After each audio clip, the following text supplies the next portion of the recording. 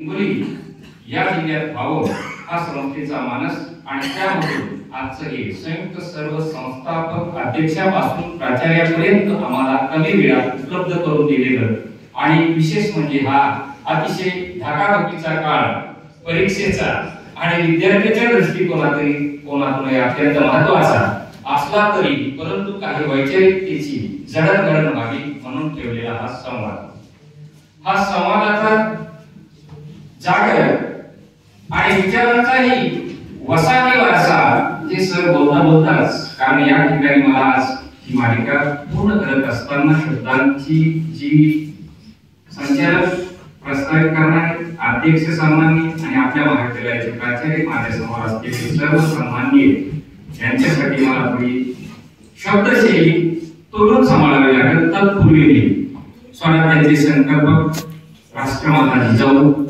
शहाजीराजे भोसले आणि ज्यांनी स्वराज्य स्थापन केलं असे छत्रपती शिवाजी महाराज आणि या स्वराज्याचं सुराज्य चालावं यासाठी या थोर महामानवांनी आपला जीव आणि त्यासाठीचे प्राण पणाला लावले. हे सर्व थोर महामानवांना विनम्र अभिवादन करतो आणि ज्यांच्यासाठी आम्ही ही व्याख्यानमाला सुरू केलेली आहे. आमच्या संस्थेचे संस्थापक अध्यक्ष डॉक्टर पंजाबराव उपाख्य भाऊसाहेब देशमुख या थोर महामानवांना विनम्र अभिवादन करतो.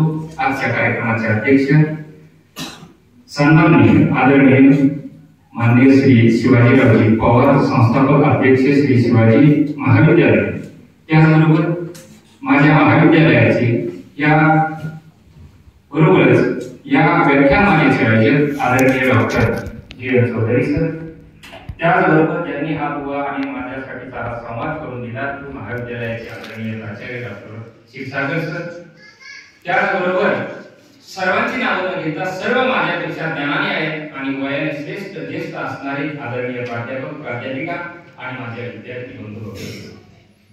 माझा आजचा विषय दिलेला आहे लोकमहर्षी डॉक्टर पंजाबराव देशमुख जीवन व कार्य.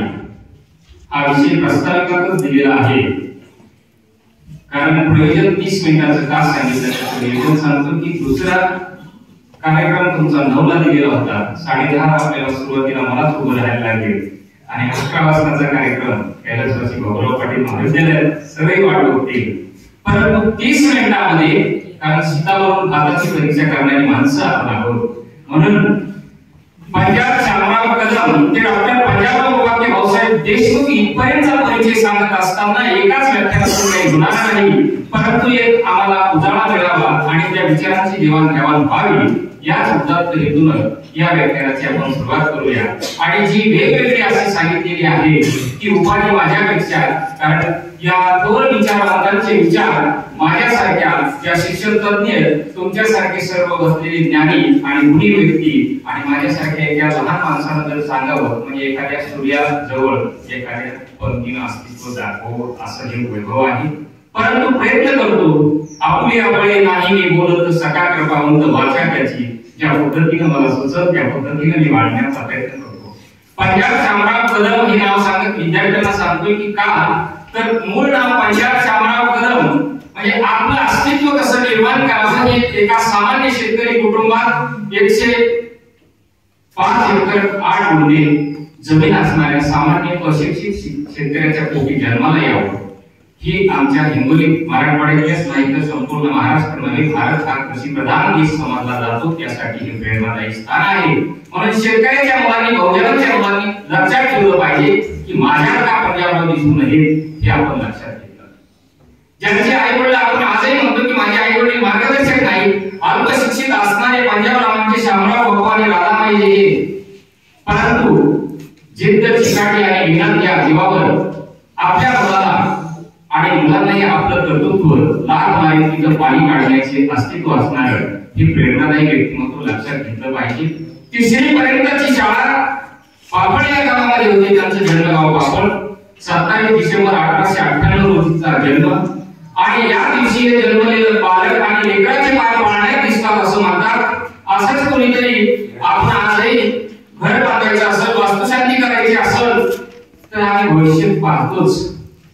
तात्कालिक व्यवस्था तर अतिशय त्याच कारण स्वागत करताना जी पुस्तकं आम्हाला लाईन मिळाली ती मी पाहत होतो सन्माननीय प्राचार्य साहेबांना विनोद प्रकरण मिळाले, अध्यक्ष साहेबांची जे विचारसरणी ते छत्रपती राजमाता संकल्प म्हणजे कसा संकल्प मोठा आहे ते मिळाले, आणि ज्या संत गाडगे बाबा विद्यापीठाचे अमरावतीचे प्राचार्य आहेत त्यांना गाडगे बाबा विषयी मिळाले.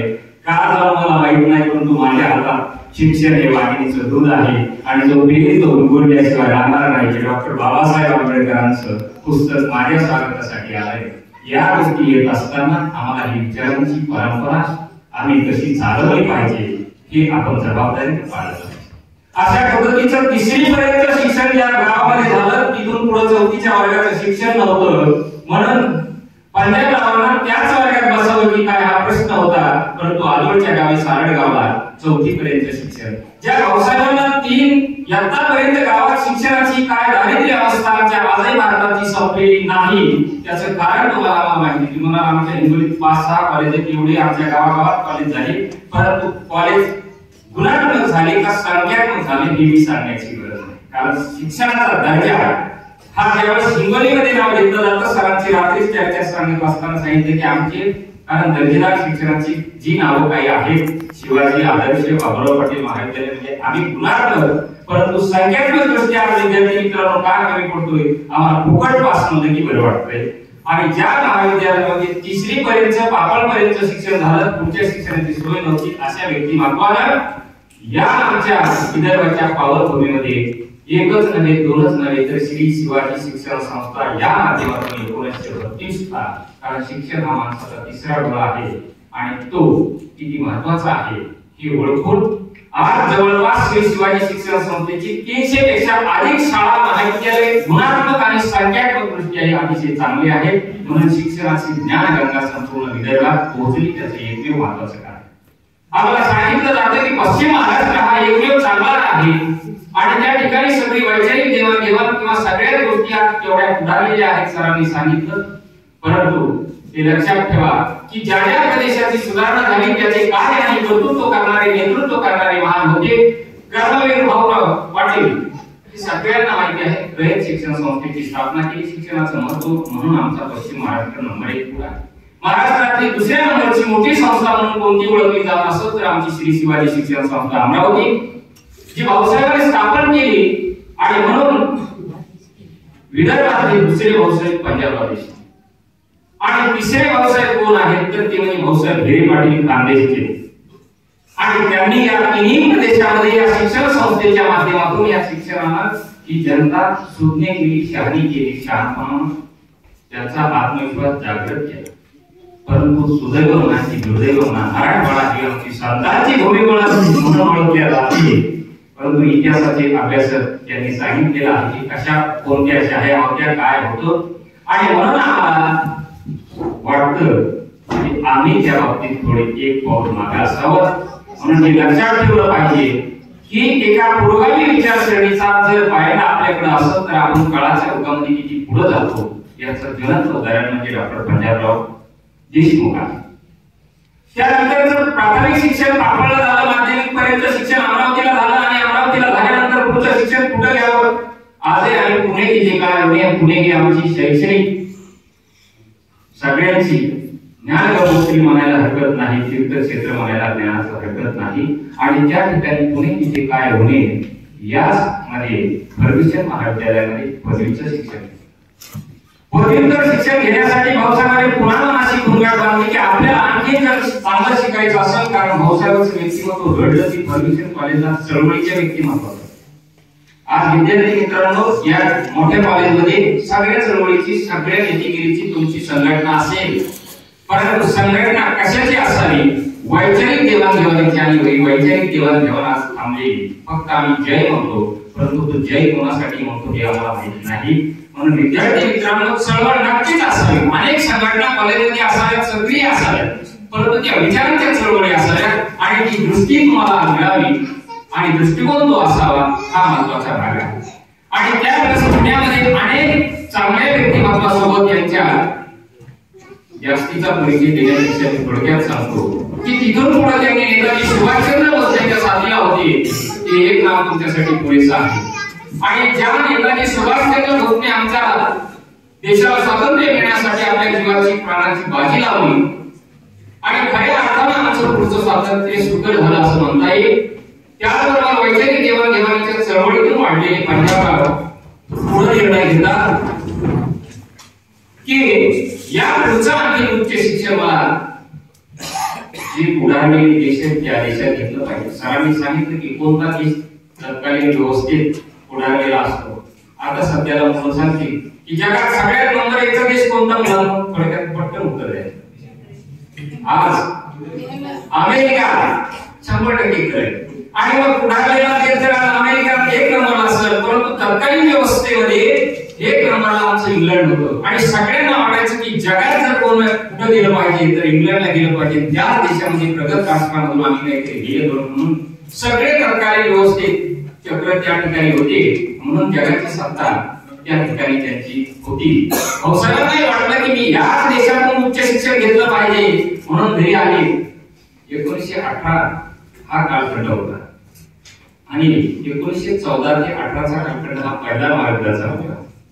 आणि कालखंडही हे सांगतो की जसं सरांनी मला आता इतिहासाचं थोडंसं पान उठवून दिलं.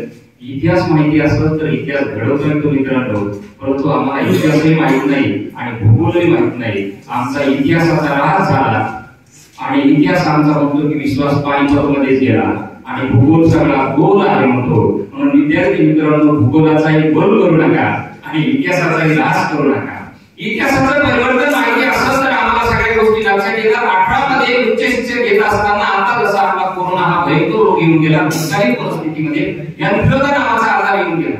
सन्माननीय महोदयांना माहिती असेल कदाचित, तुला आता सांगतील आणि त्या आजाराच्या वेळी ह्या तरुण सरसरत्या रक्ताने काय करावं तर थोडक्यामध्ये पुण्याची कॉलेज सुद्धा त्यावेळेस सगळी कॉलेज समाज व्यवस्था बंद झालेली होती. प्लेग पेक्षा एक भयानक रोग होता आणि माणसं मरत होती. मग त्यांनी काय केलं, गावाकडे परत आल्यानंतर बडनेर आहे आजचं रेल्वे स्टेशन, तिथून आपल्या गावात जे काही रोगी असतील त्यांची सेवा करण्याचं काम केलं. आईने विचारलं की बाळा, कोणत्याच आईला वाटत नाही की माझं बालक मृत्यूच्या धाडेमध्ये जावं.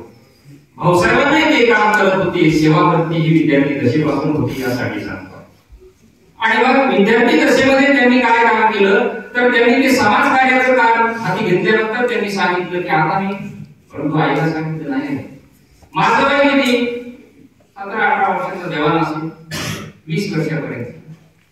आणि म्हणून तरुण कसा असावा हे अविनाश धर्माधिकारी सांगतात. युवक कसा असावा ते तप आणि तत्परता. आमच्याकडे बसलेले युवक पाहिले आमचे तोंड चांगले दिसते आणि हे तोंड बारीक करून बसते. तो मी आरोपी तो मेरी सूरत ही वैसी. विद्यार्थी मित्रांनो, आपल्या जे जमत आहे, आपल्या जे तारुण्य कशासाठी वापरा तर विधायक कामासाठी आपली शक्ती वापरा. नुसते फेसबुकवर थोबाड पुस्तकं पाहण्यात आपली काही अर्थ नाही. आणि फेसबुकवर आमचे किती मित्र मिळतात? 5000 मित्र आहेत आणि गावात आमच्या काळसुत्रही विचारत नाही. ही आमची दुर्दशा आहे. म्हणून आपली आयडेंटिटी आपल्या बेटर इंग्रजीमध्ये असं म्हणतात. वाईट मित्रांच्या संगतीत राहण्यापेक्षा भुके देऊन आमचा सत्कार करण्यापेक्षा भूक वाचून अभ्यास करा. 18-20 तास अभ्यास करा. तेवढंच आम्हाला पंजाबरावासारखे तरुण महापुरुष. त्यानंतरचं विधायक काम सांगतो. आईने प्रश्न विचारला होता की काय करता तुम्ही? तर आईला एकच उत्तर दिलं, कारण भाऊसाहेबांसमोर शिवाजीचं खूप मोठं आदर्शाचं उदाहरण होतं. म्हणून आमचे आदर्श कोण असावे आयडॉल हे लक्षात असतं. म्हणून त्यांनी सांगितलं, आई शिवाजी महाराजांनी ज्यावेळेस शिवरायांची स्वराज्याची शपथ घेतली त्यावेळेस वय काय होतं? तुम्ही मराठवाड्यातले असाल तर मराठवाडा संतांची भूमी तर ज्ञानेश्वरी केली, वय काय होतं? संत नामदेवांना कोणतीच इंटरनेटची आणि हेलिकॉप्टरची विमानाची सोय नव्हती. आणि पंजाबपर्यंत नरसी प्रचार आणि प्रसार केला. त्यांचं वय काय होतं किंवा साधने काय उपलब्ध होती? आम्हाला सगळीच अन्नधान्य, अन्न, वस्त्र, निवारा, इंटरनेट सगळं दुनिया मोठी